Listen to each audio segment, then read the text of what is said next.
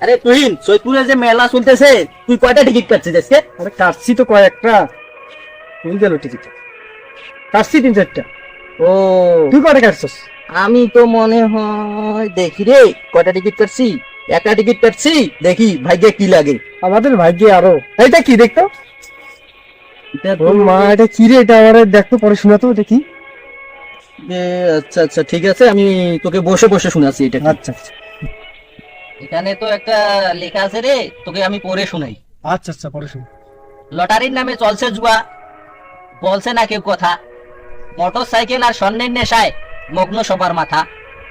দিনের বেলা কাটছে টিকিট, রাতে দেখছে লাইভ, ওই লাইভ শেষে ভাবছে আবার আমার টাকা হলো গায়েব। মন মরা হয়ে ফিরছে বাড়ি, বউকে বলছে না কথা, আজও মিললো না মোটর গাড়ি, ঘুরছে যেন মাথা। বুঝলি এবার এটা কি? বুঝলাম, মানে এটা এটা নিয়ে এখন জুয়া চলতেছে। হ্যাঁ। এটা সমাজ থেকে উঠাইতে হবে। হুম।